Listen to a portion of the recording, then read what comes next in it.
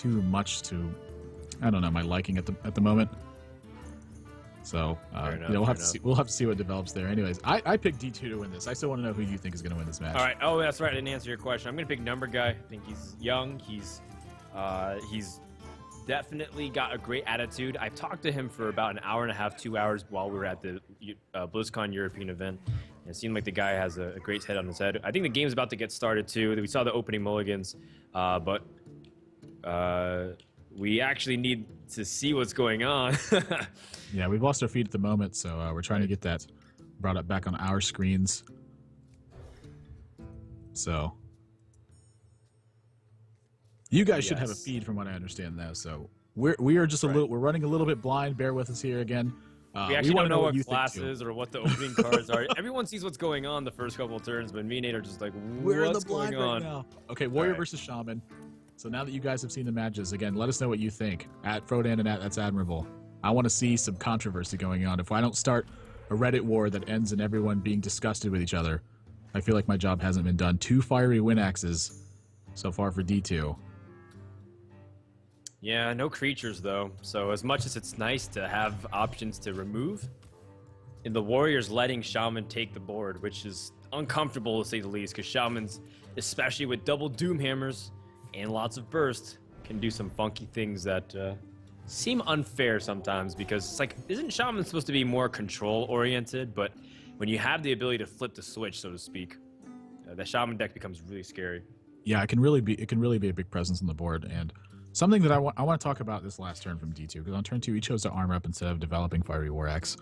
And I think this is influenced a little bit by how much weapon destruction he's seen, because hands right now for Warrior, they're a lot about making sure that you just get things developed and you can kind of go from there. So I would like to see him actually play Fiery War Axe, because I don't think playing Fiery War Axe is going to discourage your opponent that much from playing Feral Spirit. So I think that's the kind of position you want to be in. We've actually swapped over to Numberguy's point of view. These the streams are a little bit out of sync, but that's just kind of the way it's going to go when both these guys are streaming from different continents. But yeah, I would like to see him develop the Fiery War Axe and kind of go from there, because if he draws anything that's worthwhile, he doesn't want it to get cluttered in his hand. He wants to be able to actually use it straight away. So here, I imagine he's gonna be executing and using a Fiery War Axe here. So coin gonna be lost, but it's not going to affect his curve very much. It's just a really strong turn from him. It really looked like he didn't have Fiery War. Like, I would be just very surprised to see him like play Fiery War Axe from the middle of his hand if I was Numberguy here. So I don't know. Maybe D2's trying to throw him off a little bit, kind of saying like, "Hey, you can't predict what's in my hand. You don't know what I have." Let's see what you got. I also like playing the cards from the far left too. There's much hand disruption, and you can't keep track of what's going on as best as you can. And you know, you bring up a good point. Usually, the coin as a second player is the most important thing to fix the curve and make sure that you're able to grab the advantage on one turn where it might be the most important. But he doesn't disrupt his flow at all. He's got Sludge Belcher, which is a very problematic card for Shaman. Now he can decisively seize it back. If he takes care of this Azure Drake, there's not really much that Shaman can do outside of a Hex that can easily deal with this Sludge Belcher. Yep. Or he picked up at Lotheb. It's also an alternative as well. I think I would like to see Sludge Belcher here. Like, I think if you draw a Hex this early, you're just fine with it. So like, Cruel Taskmaster can take out the Spell Power Totem. Sludge Belcher can come down. Again, very likely to see a Hex from your opponent in that position. Wow, he's actually just going to Cruel Taskmaster this. Interesting. So this also a pretty strong turn. He does have a second Fiery War Axe, so I think this makes a lot of sense. Yeah, it's just unfortunate that you play... Yeah. See, now this is really weird to me. If he chooses to develop it here, I feel like maybe he realized that this was an inconsistency early on. He's like, yeah, I should have developed that axe because I fell a little bit behind. Like, he took a little bit more damage, I think, than he would have normally. Lightning Storm going to be taking out both of these Cruel Taskmasters.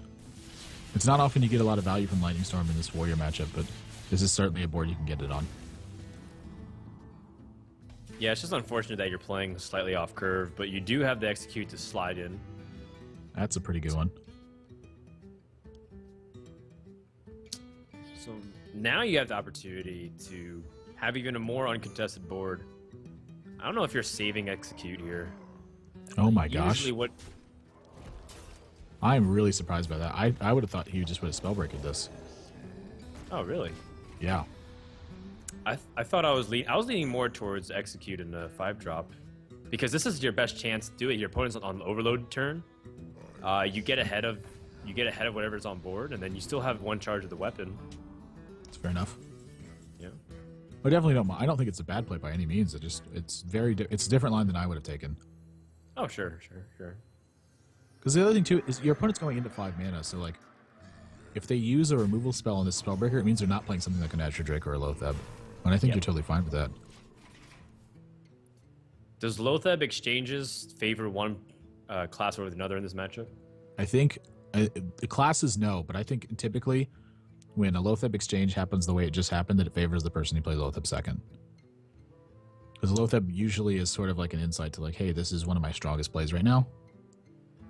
So if he elects to trade his Lotheb away, especially in a position like this, like when he trades away his Lotheb, what he's really telling his opponent is that he needs like one of his cards to be more powerful than his opponent's cards and really try to take advantage of that. Right. Well, unfortunately, there's no like Defender of Argus to give you the slight edge when your opponent Lothebs you right back too. So right, that's usually a way you can use a non-spell way to gain advantage. Numberguy going to use his Earth Shock immediately, and that's one way to deal with the Sludge Belcher. But look how annoying it is. You have to use 2 cards to kill it. And that is some great moves from the Warrior to climb back onto the board position. Now, this is another position I'm curious about, is how he's going to want to try to deny a card or maybe overdevelop. So, like, say he uses Spellbreaker here to deny a card. He gets a 4/3 body. He can pick off the Blood Mage from the board then with the Armor Smith. Does he just replace his Fiery War Axe with the Death Bite and take out the 2/4 also? The only thing I don't think there's merit to here is Grommash. I think Grommash needs to be held in your hand for now. Yeah. So he's going to forego this Axe Charge. I like this play. This is probably what I would have done as well. Yep. And I think denying a card right now is like of paramount importance. Like, your opponent's already gotten low on cards. They've shown that they're kind of struggling to deal with cards like Sludge Belcher, and I think this is a really good play. I think so. And you have Grommash too, so developing the second Death Bite charge here is really nice to start being able to not only threaten to kill whatever is out, but you have a lot to work with the burst. It's just that you don't have many cards to work with. It's a 1/1 totem. That's probably the worst one to make. Yeah, he just gets picked off in the crossfire. Yeah, that Lightning Bolt's a really good pickup too. So, Numberguy going to lose his board here, but D2 in a position where if he doesn't draw something kind of straight away, he's going to... Oh, wow. Is he going to Lava Burst here? Lava Burst on the Armor Smith. Well, he grabbed it for a moment. I was like, is he really going to do this? And that's a really... I think that's an important draw for D2 right now. And honestly, I think that probably Sylvanas is a little bit more important than Grommash is. But despite that, he's still got a second Death Bite, so he doesn't feel like he needs to activate his Grommash right away. And Sylvanas is going to come down. This is going to get probably Lava Bursted. I would favor Lava Burst here because Hex is going to be able to hit a bigger minion. Mm-hmm. Oh, yeah, for sure. And you're not going to use like Lava Burst as a way to finish off the Warrior unless you have a very overwhelming board. So I think just straight up removal is good. Yeah, this is the kind of board state that Warrior kind of wants in this Shaman matchup too, is it wants everything to kind of go 1 for 1 card and then have a really high draw density. There's so many legendaries in this deck. Not a very good turn to draw Brawl. And as much as it hurts to do that, I think that's a pretty good play, actually. Just go ahead and use the Death Bite. Try to keep totems under control as much as you can and go from there. Because I think he's going to activate this Grommash probably in the next turn or so. He's seen an Earth Shock. He's seen a Hex. He hasn't seen Hex. He saw Lava Burst. So I think his opponent's getting a little bit low on stuff. There's a second Earth Shock out of the way now. So much removal being used. And probably still attacking this Spell Power Totem with Death Bite. So it sucks that he has to, forego 8 points of damage to his opponent's face, but you kind of got to do what you got to do. So we're tossing down Grommash this turn? Is that the consensus? Well, I'm not tossing down Black Knight, I don't think, yeah. Okay. Well, he is going Black Knight. I mean, there's a potential that this can pull a Hex or something. Ooh, there's Doomhammer.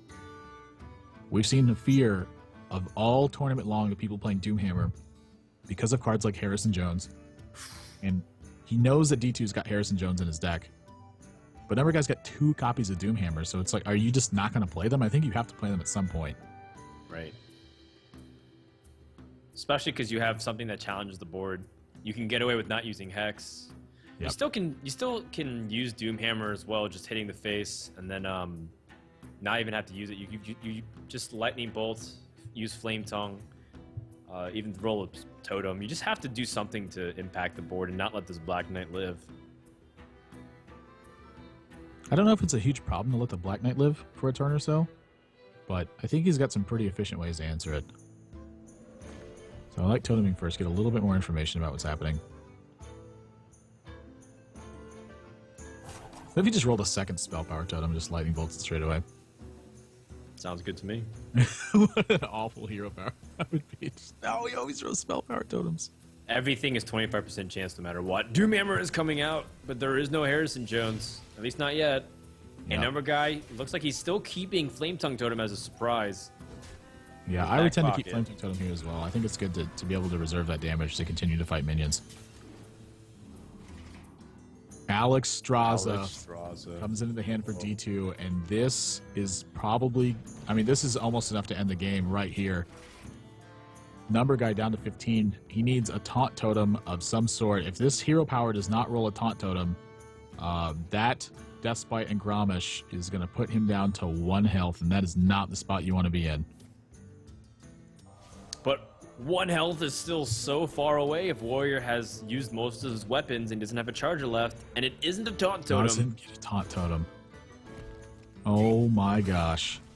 You know, another option for D2 here is he actually could, oh, well, now he's going to attack this Flame Tongue Totem. So his opponent down to 1 card, but it is a Flame Tongue Totem. I don't know if this is going to be enough to pull back. This Gromish is going to do a ton of work. Are you using the Deathbite to kill out the Flame Tongue, or are you using it to hit the face and put him down to 1? I go for the Flame Tongue here. The Flame Tongue is way too important.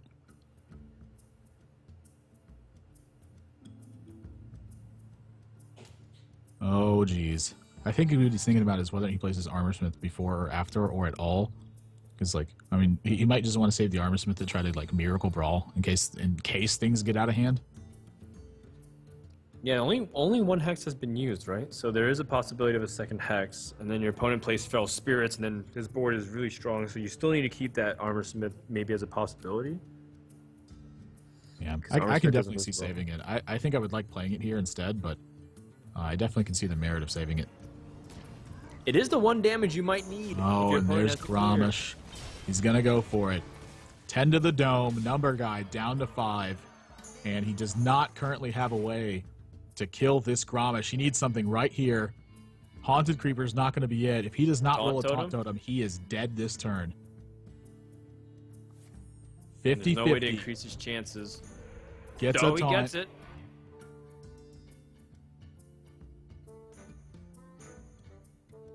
How do you use your rest of your resources here? Do you kill off Armorsmith on the off chance he might have Cool Taskmaster? Well, we've seen both Cruel Taskmasters so far. He is going to kill this Armorsmith. Down to 3. And now the Flame Tongue Totem is actually going to threaten this Gromish next turn. Well, if he draws any form of way to killing it... There's a Whirlwind, but that's not enough.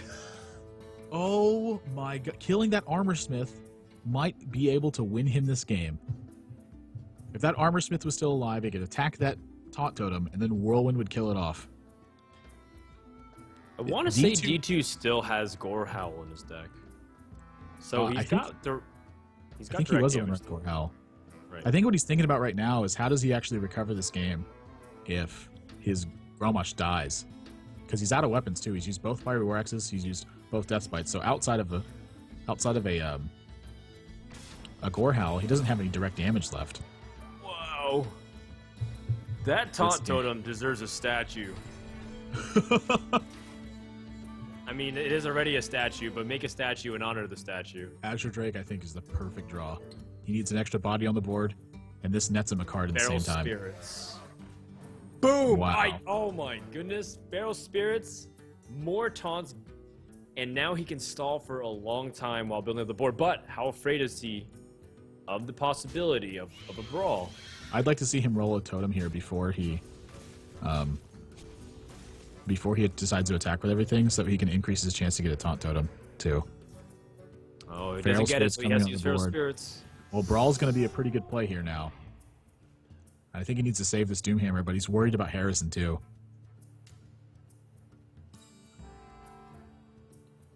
Actually, he has really two Doomhammers in his deck. He doesn't need to Yep. save this Doomhammer. He needs to use it right now.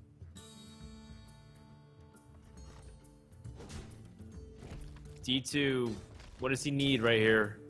He already used both of his Fiery War Axes and his Death Spice, so there's no more weapon damage for that. You just need Gore Howl, perhaps. Slam's a pretty good one. I would Brawl straight away, and then use Slam to try to finish it. The only card you're worried about winning this Brawl is the Azure Drake. That is 1 out of 7. What are the odds? 1 out of 7. Oh, geez. It's a little over 13%, which it can All right. happen. Here we go. May the best man win. Azure Oh, Drake what, a kicked Drake out spotted. very No early. taunts. Gonna be a spider. I think he's very safe to just armor up and pass. Slam the face and whirlwind him. That's lethal. He missed it. Oh no, D2. You even draw a card off the slam. Second Lava Burst doesn't do much here. Numberguy just has to go back to the drawing board. No Taunt Totem. He has to start back from scratch. But even if Taunt Totem comes down, there's Slam. Slam is important to keep because D2 has Gore Howl. Oh, got and there's Ragnaros. Ragnaros. But he can't guarantee. Oh my gosh. Do you use Whirlwind or do you use Slam? Because I want to increase my odds to win this game. I think you Slam. Whirlwind is way less flexible than Slam is because Slam might be your way to kill a Taunt Totem if you draw your that's- Gore Howl. That's very true. He does have to think about executes too, though. Is there a chance he needs to activate executes ever?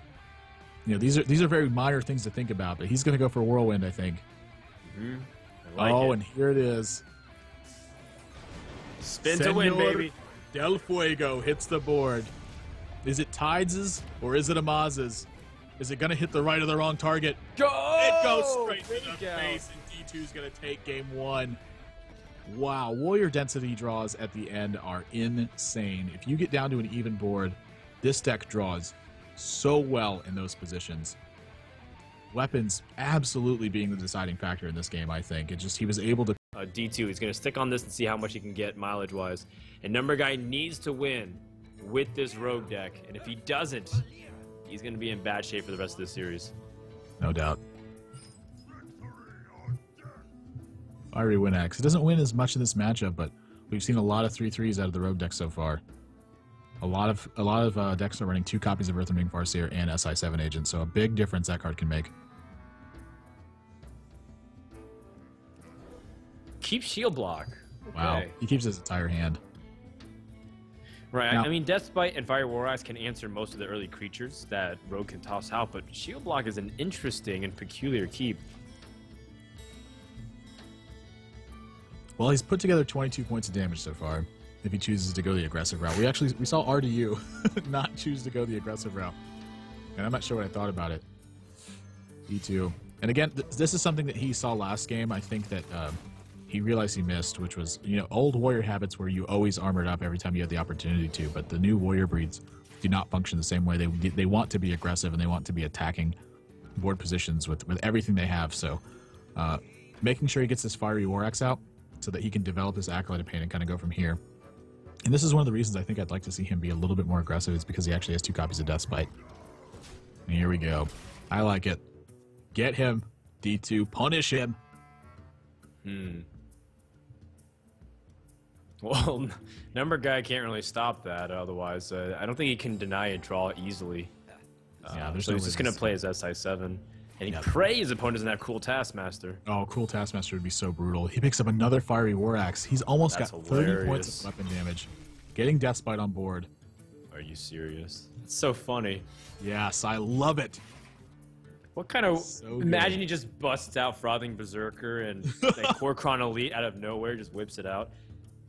He's going to draw Gore Howl in the next few cards, isn't he? And he just has Gore Howl for the win.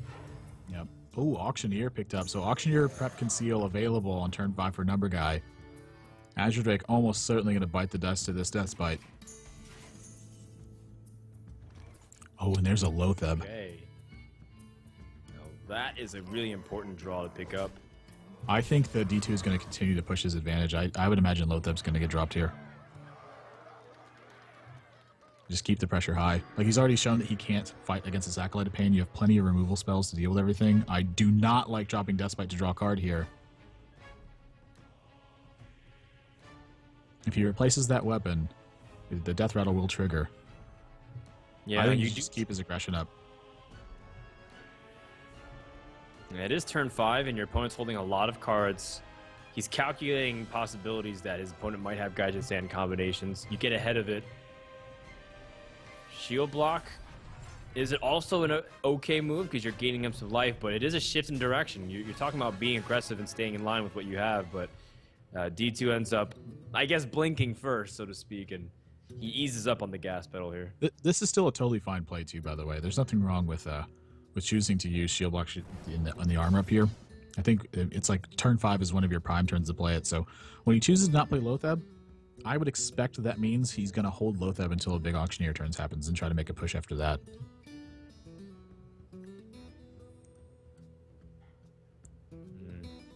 It feels so bad to play this Earthenring Farseer. It does. You know that this this Acolyte's going to start drawing cards again. I think he's got to do it. He's got to make something happen. He can't just keep eating shots to the face either. Huh. Whirlwind. Okay. By the way, a lot of the weapon burn has been used up, so I really think with weapons. Yeah, I agree. I think D2 is really considering the options of putting 4 damage to the face anyway, and then using either Execute or Shield Slam to keep his tempo up, and kind of turning his removal spells into effective damage too. I think it's worthy of a thought. Not necessarily that's the play I would make, but certainly something he's going to consider.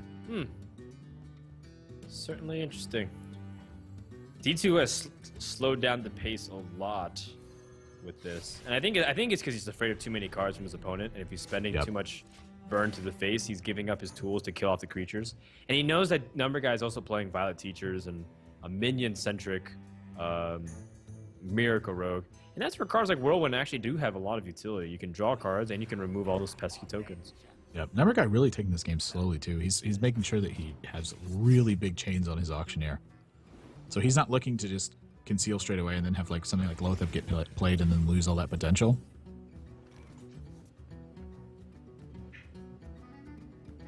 Oh, man. Ragnaros could be a big factor if D2 can set up a board where Ragnaros can safely come down, force your opponent to just expend resources without gaining any leverage on damage. Still a couple turns away, though. I wonder what his options are this turn. Is it a priority to silence this Thanos so that we can deny draws? I don't know. Really don't know.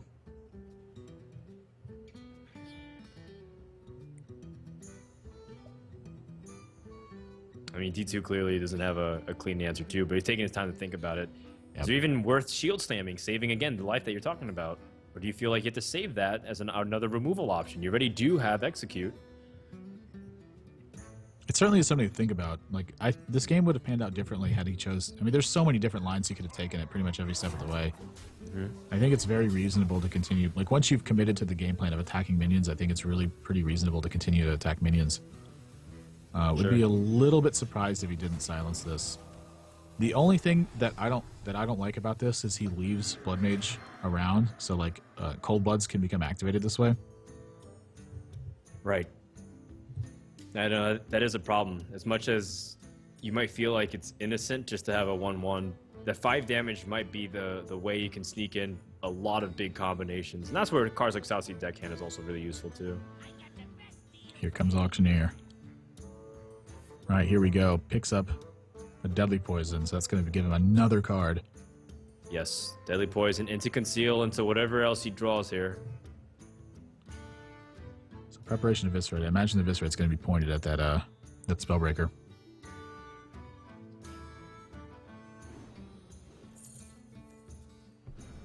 Yep. Oh, he goes for face. Whoa, actually, he picks up a Cold Blood, too. That means he's going to use his dagger to take this out too. So expending points of his own life to deal 1 point of extra damage. And then Conceal, of course, going to hide away this Auctioneer. Lotheb's going to make sure not much work can get done this turn. I feel like it's not that bad of an idea to clear out this 1/1 right now.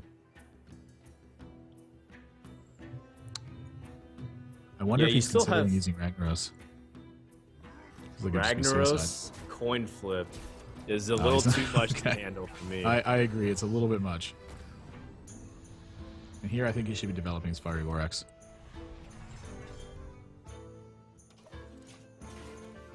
Don't know if I like the armor. Anyways, Azure Drake going to make sure he can at least play something. He's going to use Earthring Farseer afterwards. A little bit higher. 4 to the dome.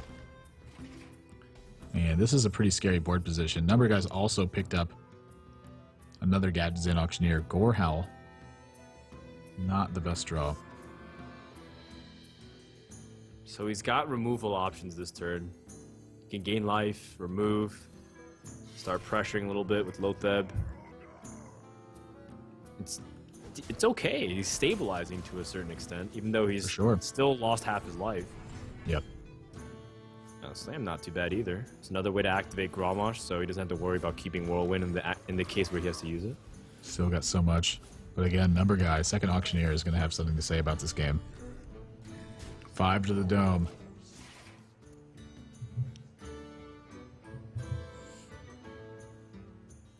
At the same time, Numberguy is losing some damage that he needs. He needs minions to be the source of damage now that Leroy's out of the deck. This is a really tough turn. I mean, it looks like it's really easy to just play Auctioneer and start going, but he's got to figure out exactly what he needs to do, because this might be a turn where, say, you just try to make a big Van Cleave. Like, you just saw an Execute, so I don't think you're always expecting a second Execute. And he's also seen a Shield Slam, so he's not expecting a second Shield Slam all the time. Right. If he plays Fan and Knives first, it's almost certain that he's going to try to make a Van Cleave this turn. But you lose so much ground, too, I think, when you're doing it this way. Except Lotheb.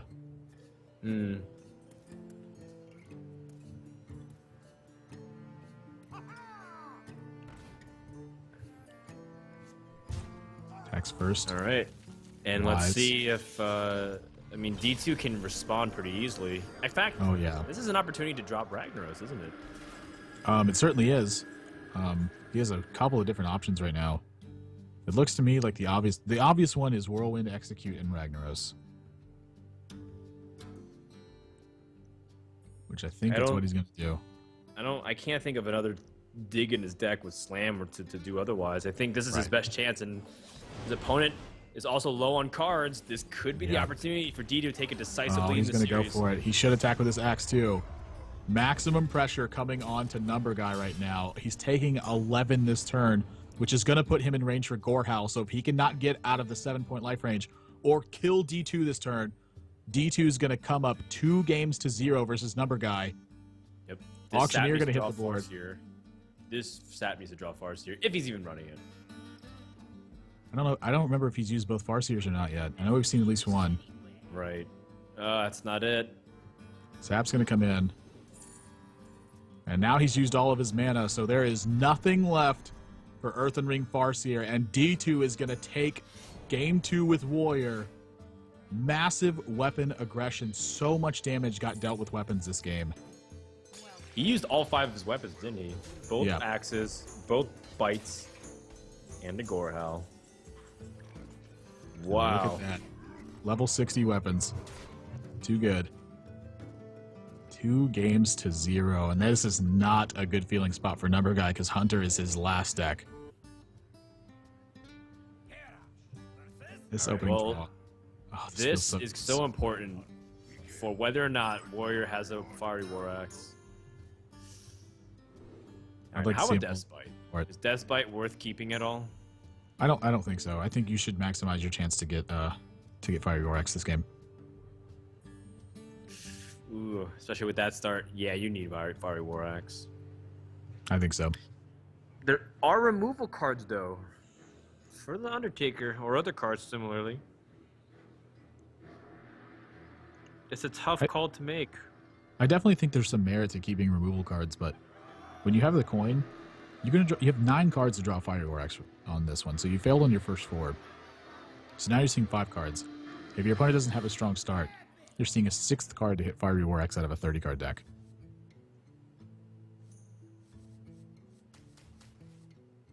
So you're I'd gonna like keep to see that him check spite. thing. I don't think so. I don't think it's good. It's just too slow. Yeah. I mean, it's a great answer to turn 3 wow. plays from Hunter, but you still need to maximize your chance for Fiery War Axe, and that's not the weapon he was looking for. Not a very strong start on D2's side. Gorehowl and Ragnaros in opening hand. Ooh, Unstable Ghoul. That's not a bad one. It's something to do. It's something to do to stall until Death Spite on turn 4, right? He's running Unstable Ghoul and Whirlwind, by the way. One of each. I would imagine it's one of each because we haven't seen them cluttering his hand really. So, at least the Unstable Ghoul keeps the board relatively in check. And the Haunted Creeper does end up appearing. Oh, you got Fiery War Axe! Drew Fiery War Axe. And this is one of the reasons why you maximize your potential to get this card. It is so powerful in this matchup. I'm just having the voice in League of Legends that says, shut down. Appear over and over in my head as soon as you drive Fiery War Axe. He's about to get a double kill with it. Leopard Gnome hitting the board, and I imagine it's a hero power afterwards.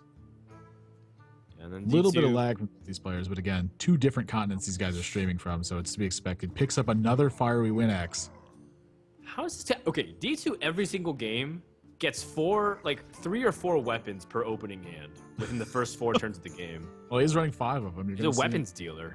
That's what he is. He's an arms dealer. He's just got like a depot behind him.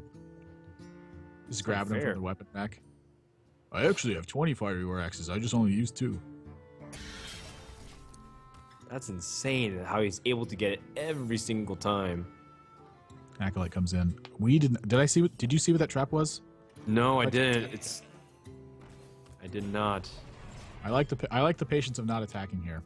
Attacking here can really make this a painful situation to be in. Say that was a freezing trap, and Acolyte got put back in the hand. It would kill everything he's invested so much into getting card advantage at this point off this Acolyte and this and the my mind is left Unstable Ghoul. So Hunter's Mark going to be able to kind of deny cards, but I'm not sure how much of a difference it's going to make. It's tougher too because there's a lot of damage still coming the other direction. D2's at 16 health right now. Oh, he picked up Armor Smith. That's an important card. If he can stall long enough for Ragnaros or Alexstrasza to make a big impact in this game, D2 can take the series 3-0, but that's still 3 turns away. Lots of things can happen. A little bit of lag here. I think the stream went down, unfortunately. But I think we're still in the clear. Oh, wow, he gets Sludge Belcher. Another clutch draw. That's going to stave off a lot of damage. All right, so we know Numberguy's trap is not explosive trap right now. He's able to play an explosive trap. So it's not that, but Slotheb going to fall. Probably, he's going to have, if he doesn't draw something, I imagine he's probably just going to have to use Fiery War Axe on this, which feels really painful, but what else can you do? Told you, dude. It's the 5th weapon. This guy is an arms dealer. That's not what he wanted, right? I think he wanted to pick up something like Shield Slam or Execute. Right. So he's going to fall to 9 here. Armor's going to pick him up a couple of life points. Coin Alexstrasza, I think, is likely going to be the difference in this game. It very well could be. It's a big draw. It gets Flare. He's got Kill Command. He's got Kill Command the first one. If he gets the Huffer? No, he gets Haunted Creeper. He's only got 10 damage this turn. He actually doesn't even have 10 damage because he doesn't have the mana to do it anymore. So Haunted Creeper, he doesn't even really want to play the Haunted Creeper right now because it can get threatened by the Fiery War Axe, so he would lose 2 extra damage on the Kill Command. Exactly. Oh my. This is so D2 tight. Down to 6. He's going to play Explosive Trap here, I think. He uses the bow here, by the way. He wants to push this under in. He wants to push the damage in now underneath the potential of, let's say, like another Sludge Belcher getting drawn, or even like a Hug or a Tazdingo. Acolyte of Pain. Armor up, goes to 8. He's still going to have 1 life. Chooses not to attack. It's a high main. Savannah high main. But Alex Strauss is going to be able to play this turn. Yeah, but it gives him some window of opportunity here. Wow, that high main complicates a lot of things now.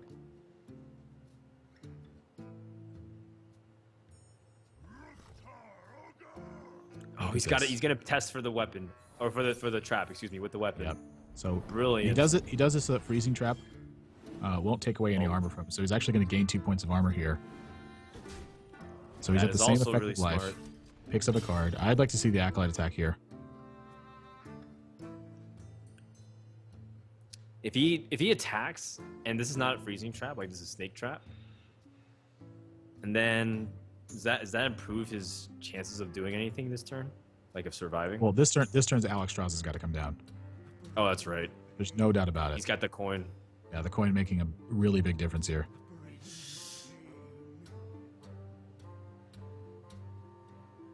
He's really thinking it through, though. He's trying to figure out whether or not the extra draw can ever matter. So it is freezing trap. Okay. Coin Alex Strauza up to 17. D2's got 13 damage available. 16 damage available. He's again 1 damage off lethal. I don't know if he's worried about. I don't think he's worried about any counter kill potential, but he certainly has stuff like shield block in mind. Oh my goodness! Is the law of high main is in theory in effect right now? This could be our first disruption of it. But there is an armor smith out. Oh, he's thinking about whether he wants to kill the armor smith because it is a lot of life gain. He's goes for the armor smith.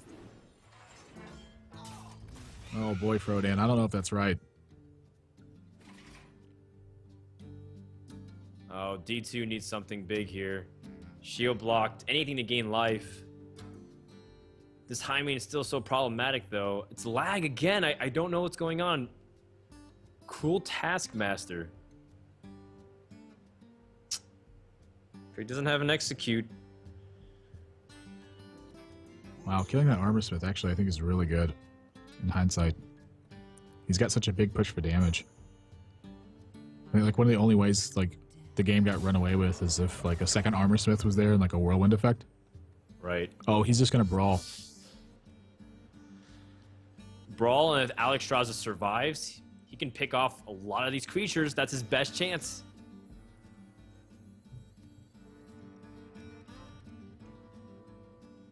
I think he's got to brawl.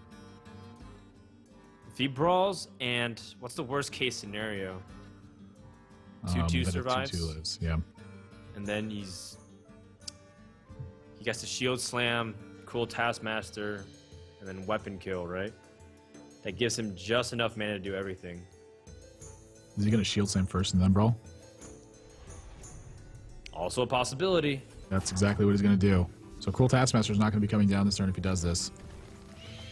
So this has come down to Alex Strauza hopefully surviving. No, Alex Strauza, the first one kicked out, but not enough damage on the other side of the board now. 6, 7, 8, 9. So he's 3 points short. So even if he draws a beast, it's not enough damage. Undertaker definitely not enough. And now another opportunity. Does he attack with this bow or does he wait? I think you got to attack with it. This is so crazy. Because in the back of your mind, you're also wondering about not just surviving, but being able to flip it back onto your hunter and be able to kill your opponent.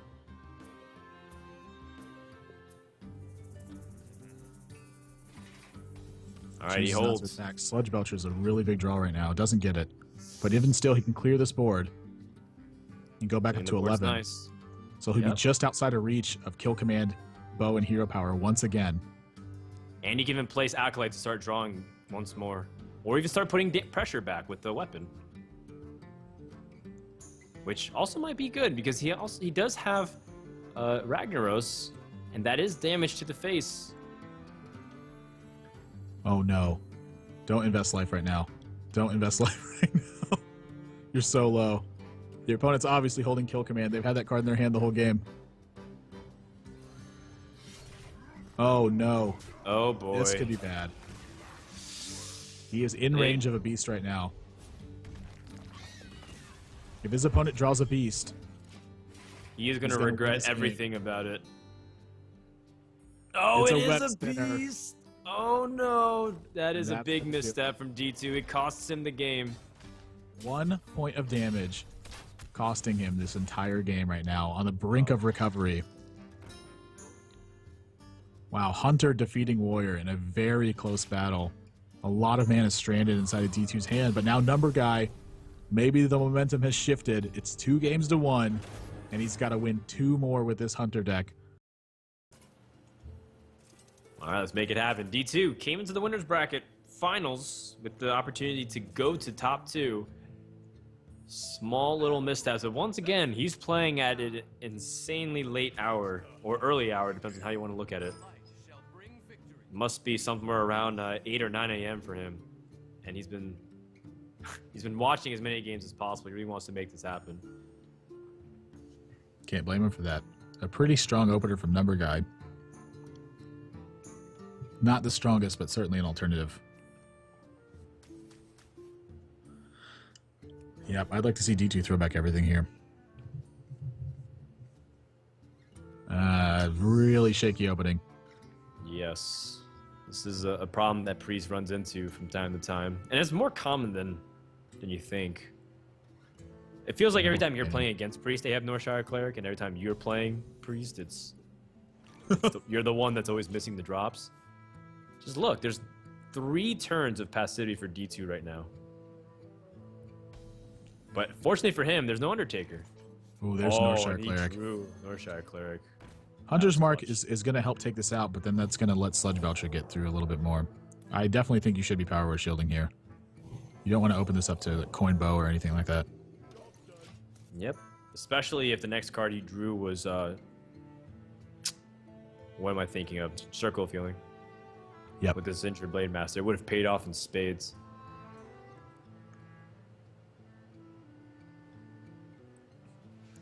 Animal Companion. This is one of the, best cards in Hunter. He's already got it queued up. He's ready to go. And it's the Huffer. Oh boy, that is a big moment. Now Priest is back to ground zero. They have no early game. Yep. I think you just play the Injured Blade Master here. You're gonna draw plenty of gas to get through this. So like you play the Injured Blade Master and try to punish him for it. So like say your opponent elects to attack you and then play a minion afterwards. Like you just drew Shadow Madness too. I really would have preferred to see Injured Blade Master there, because if the Injured Blade Master kills this Huffer straight up, I think you're just totally fine with that. Well, that's funny. He's gonna flare because he doesn't assume his opponent has any traps, because that's not normally what happens. But now that he's got actually freezing is a really big difference in this game. That's funny. That's really amusing. Hero power too, so he's playing around Shadow Madness also. This is a really heads-up play from Numberguy. He's got big damage next turn too with Houndmaster coming in. Yeah, of course this freezing trap is really going to change things though. This freezing trap can. Oh, he's not going to play the freezing trap. So now he's going to play. This is one of the reasons why it confused me. Is if you're going to go ahead and play this now, you could have just done this last turn. Save yourself the damage. Yeah, and you drew Shadow Madness too, so you even have a really strong potential turn 4.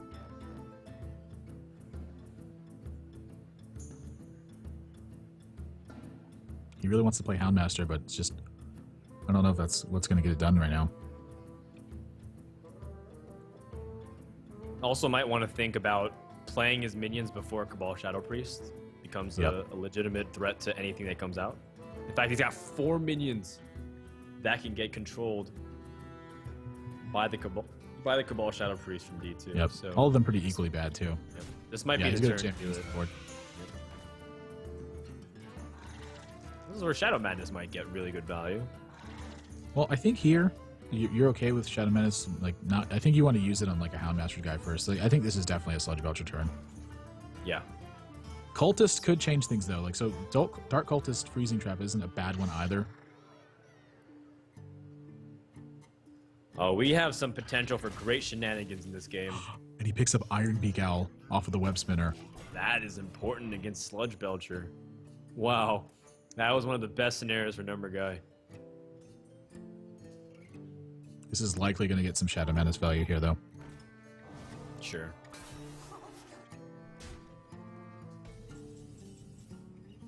The question, though, is how you approach this.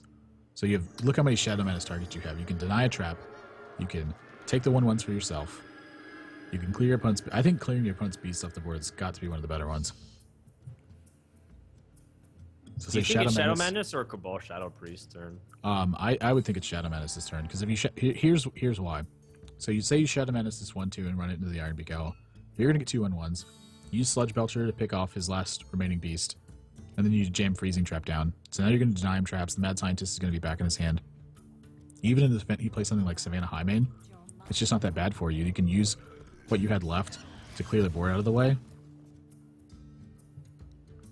I take your scenario, I call your scenario, and I raise you another one. You play exactly that. He flares your Freezing Trap and into Knife Juggler, unleash the hounds, and he just wrecks you. Definitely a possibility. This is not a bad option. I do want to point that out. This is a very, very reasonable choice. He's denying traps from his opponent. What he's saying when he plays this is that he doesn't care if his opponent plays Houndmaster, which, frankly, there's no real reason to care about it because he does have Shadow Madness in his hand. So, you know, there is merit to denying beast potential, but at the same time, there's a lot of merit to just letting your opponent have it and then taking advantage of it after the fact. Yeah, absolutely. Well, you've been afraid of Shadow Madness for a long time. I don't know if you want to start pushing out the damage too as fast as you can. You have the bow. Your opponent's still at 22 though. I just don't know if this game is like within reach. He really needed a Savannah Highmane at some point. He needed Cabal Shadow Priest to not show up. Yep. Oh boy, Shadow Madness value. Wow. I'm gonna say it. I've never seen a hunter recover from this position. Where a haunted gets Shadow Menace, takes out guy, gets 2 beasts. Heal up. Yeah, he's even just going to start countering the hero power straight away. He feels so comfortable with his lead. I can't blame him. Starving Buzz. Oh, could he pick up Unleash? You can pick up Unleash. Does he have Unleash in his deck? I want to say yes, but at the same time, I'd rather just watch what's going on. He attacks into his Cabal Shadow Priest, so he wants him to heal and before he attacks into it. Yeah, which I think is fine. Not. All right. I don't think it's like the best play, but oh, if he gets Flare off of this, he gets his own Eagle Horn Bow. He's got Eagle Horn Bow and traps. What? Wow, look at this this DTwo. Even makes sense. Pass. This is like really next level from Numberguy here. If Numberguy picked up Unleash the Hounds, there is a very fine-looking board for him to clear while being able to draw a lot of cards into his high mains. That actually may have been why he did it this way, is because he wanted his opponent to hero power himself and then try to buy as much time as he can to find Unleash. He's really afraid of playing these smaller creatures for Cabal Shadow Priest as well. It might seem like, oh yeah, it's great. But they get picked apart, and if they don't get picked apart, they also just get stolen. It's not even just Cabal Shadow Priest, it's Holy Nova. You know, Sure. any Alkanite shenanigans. Just the fact that if he plays anything, he's basically just giving away the minion. All of those factors really coming into account.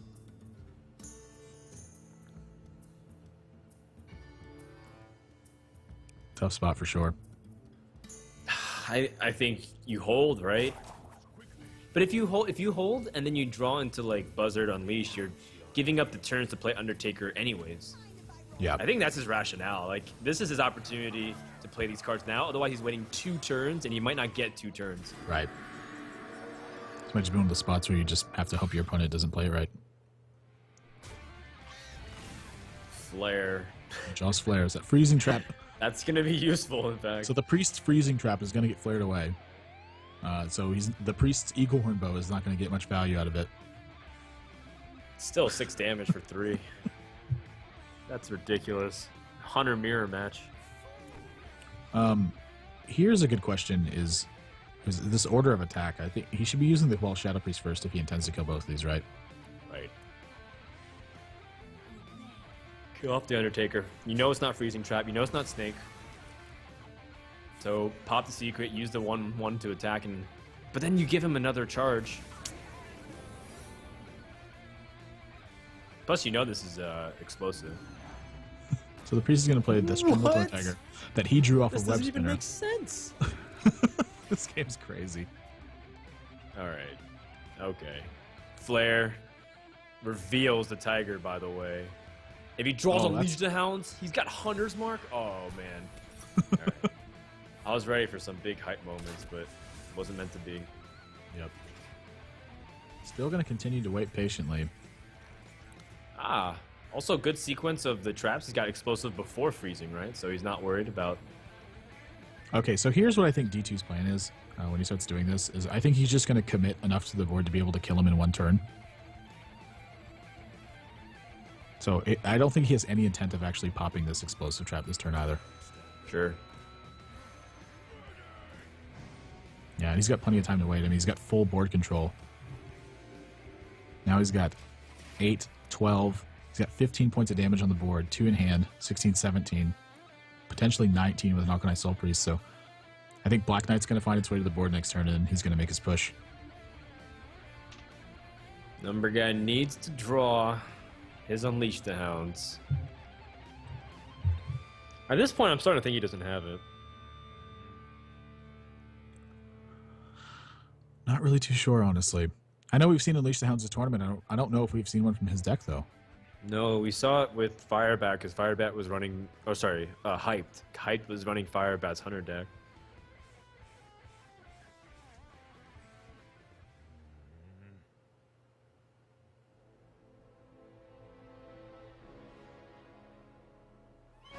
Well, his other alternative is just a hero power pass like he's been doing, but this traps are the only thing, his bow is the only damage that he can have.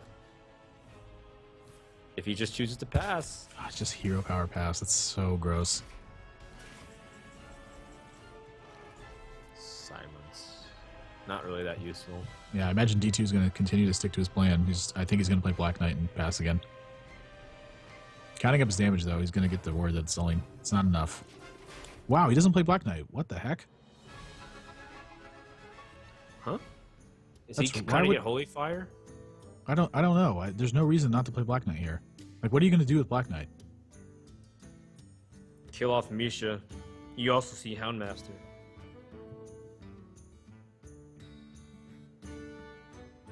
Do those even matter right now? Look at your hand. I mean, you have answers to everything. Hey, you've got Hunter's Mark, Holy Smite. I can take out anything. You have Silence in your hand. Oh, also true. He's got to play this Black Knight this turn. He's got to play Black Knight or he's got to play Alkanite Soul Priest. It's one or the other. He's going to continue to wait. This is What just happened? This is just a huge mistake that he's making at this point. He's like, it's tough for him to actually lose this game. I'm going to be perfectly honest with you, but this is just strictly a mistake. This is really sloppy play of him not recognizing that he has a plan set in motion, and he's just giving his opponent time to, I don't know, maybe set up something. So I guess with his mindset, it's pretty lucky that he draws Sylvanas here because he didn't have intent to commit to this board. He's still not going to commit Sylvanas to this board. I don't understand. Numberguy drew his Savannah Highmane, so that's going to be stolen by D2. I think D2's just playing super safe. Oh my god. This is like unjustified safe.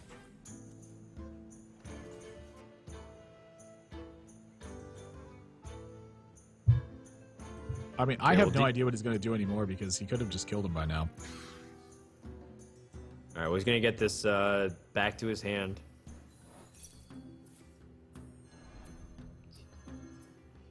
I'm pretty sure he can guarantee pick up a steal on the Savannah Hyman. He can clear the board.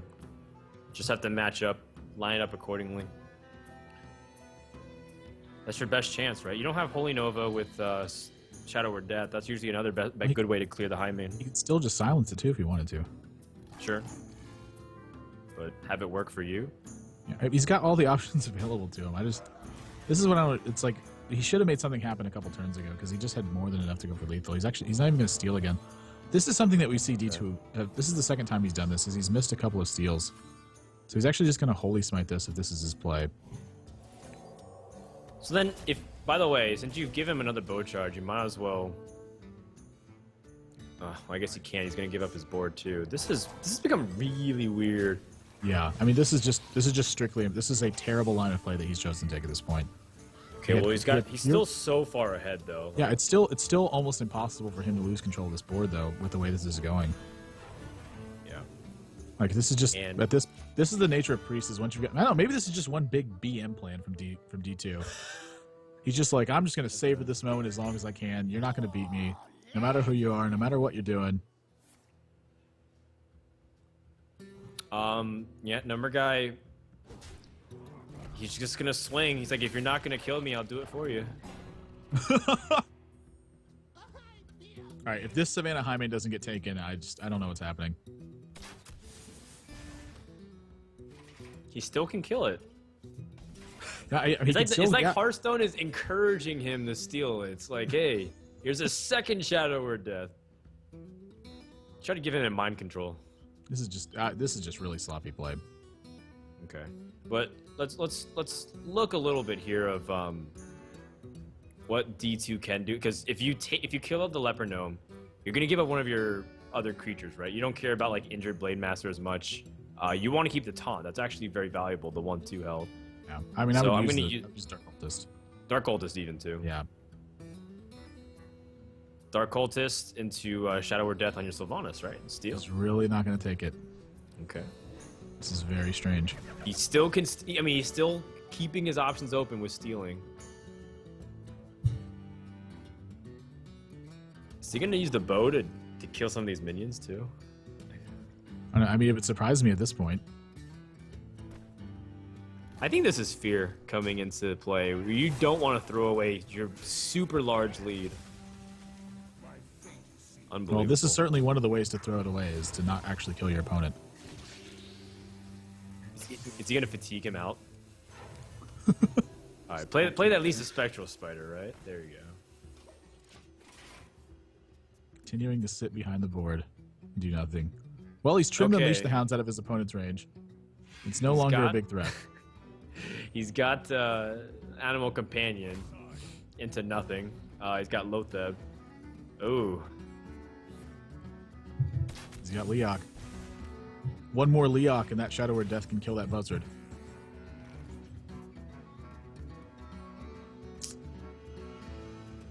Okay, so if I'm D2, I guess I'm going to Power Word Shield first to evaluate, because clearly killing him is off the table. So we're going to reevaluate off of that. I think he's just trying to exhaust. Like, he's going to only feel safe unless Numberguy has no cards in hand. Yeah, it's just really strange. All right, he's got a board clear. He needed it.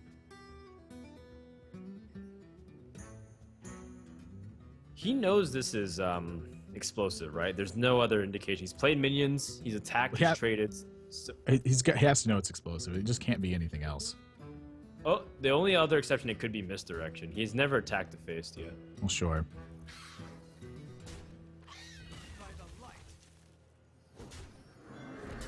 Getting a few more points of life. Is he gonna steal the buzzard? No, nope. He leaves the buzzard up.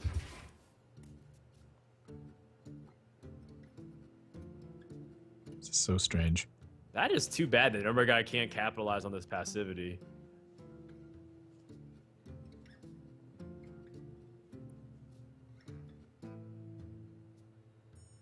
So, Numberguy's been hit by a Mogashan Warden, and he can't kill this taunt creature easily. He's got to use Kill Command to get past it. I'm convinced that Mogashan Warden.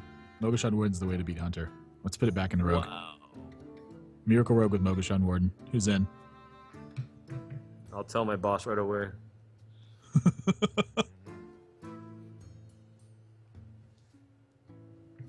This is so awkward. I can't believe the game's gone on this long.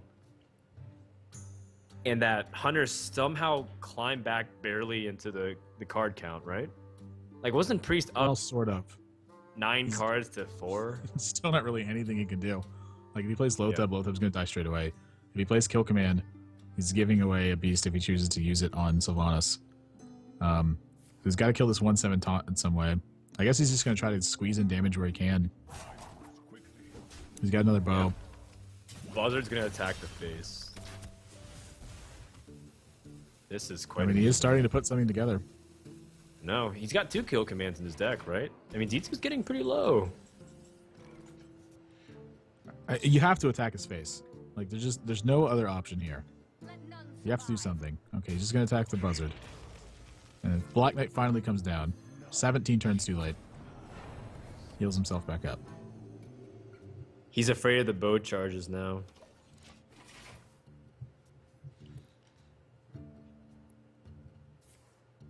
You know, by now I think Numberguy is also suspecting that his opponent might be holding a lot of situational cards, but he's put him down to 9 health. This comeback can happen. I mean, if he draws a might be second going to kill game command, 5. yeah. He's going to hold that Haunting Creeper too. He just wants to draw a second kill command. Oh, I am laughing so hard right now inside. I'm admirable because the stream is on delay, so people think the game's already over. People thought the game is already over, even though we're on prepare a 10-minute yourselves, delay. buddies. It's been a long ride. I come from the future. I reassure you that this game is very real. Wow.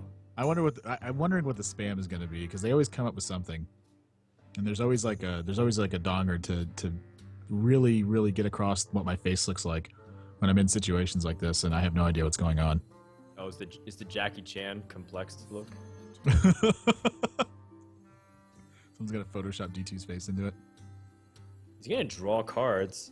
I wonder if D2 will seriously fatigue. He's getting to the point where he's so deep into his deck. Let none survive. I don't know why he's not just. Now it's like now it's like He's attacking you D2. can't attack. Now it's like you can't attack because you're giving him bow charges. He's got Oh my second gosh, there's kill kill command. command. He's He can put 1 his damage off opponent lethal. Oh my goodness. This game is insane. No, I think you can't play He's your literally Iconic Creep. D2's literally trying to fatigue him. By the way, Numberguy's got 2 cards left. Maybe D2's really trying to just strut his stuff here. He's like, by the way, I can't control the game this long, guys. Just wanted to let you know. It's a scenario where once again, D2 is like 1 point away from dying at this point, and Numberguy only has 2 cards left. What else can remain that it's gonna be able to put him in that range? Does he have Animal Companion? I don't know, but like if he chooses to like do something this turn, Arcanine? like he's gonna Like if lose he the game. Arcanines hero powers, he loses.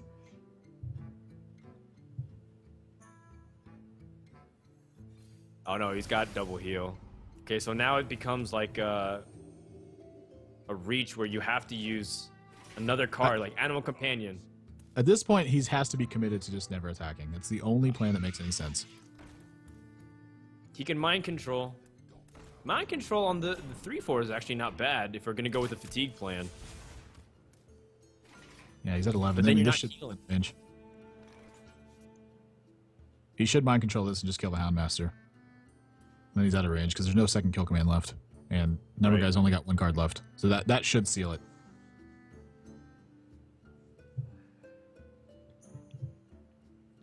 I mean, you can't be afraid of your opponent pushing for lethal through Yep.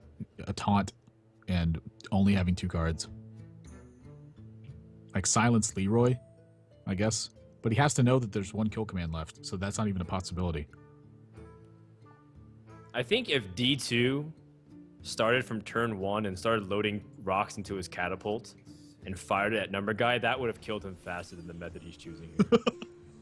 I've actually killed one of my opponents that way before. Infinite rocks yield infinite power. If D2 picked up like All right, there's Snake the Trap. common cold, if he picked up germs of the common cold and mailed it to Numberguy, it would have killed him faster than he would have done using this pre-stack. This has to be just the most ultimate BM on the planet. That's the only it's the only reasonable explanation You're for this. absolutely right. This is the most ridiculous BM that we've He's ever giving. seen. What if he's doing this to be like, by the way, number guy, you remember what I did to you at that tournament where I just ran you out of cards instead of killing you? I'm going to do that to you again. And by the way, my Forsen, this is goodness. a taste of things to come. He's in If- fatigue.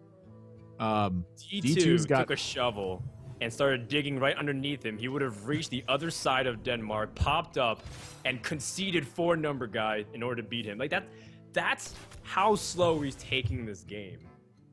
well, he's This almost game out of lasted cards. 25 minutes. So fatigue being like sort of a real thing. You know, wait, if fatigue might be the issue and he doesn't attack, if Numberguy just kill commands the face and then D2's taking fatigue damage. It's still a long way Right? away. I mean, he's got to be taking 9. So he's got to be taking 6 fatigue damage. No, but he's gonna be. He just has to be taking the damage. That's the moment you kill command. So the kill Yeah, he has command and hero power puts him at 4. Yeah, he has to have taken 6 points of fatigue damage. So 3 turns of fatigue is what it would have to be. Right. And then all D2 has to do is hit him once. D2's counting if you can kill him right now. No, he's gonna kill him next turn. He's gonna kill him next turn. Okay, so if you attack right now, 3, 7, 8, plus the bow, that's 10. Plus Akanai hero power. That's kill. He missed lethal. That was a kill. It's just this is the BM. ultimate This is just BM. BM at It this has point. to This be. is just BM at this point. Like seriously, I think I've been talking about how terrible this play was, but I literally think he's just laughing in his apartment and really rubbing it in his face. D2 And is seriously, trolling it's like us this right is how now. badly I'm gonna beat you when BlizzCon rolls around. He is trolling so hard. Like at this point, he knows. Like D2's not. He's not. Every single viewer in Twitch not chat is unselfish. getting trolled right now. Yep. A mere 19,000. Okay. There's Okay, all- bro. No. You heal and pass, right? Oh my god. You heal and pass. No, don't. Oh my goodness. This is beautiful. Number guy's had enough. He's fed up with it. Well played, dropped by D2. I think this is ultimate BM, man. That's the way to do it. Punish him.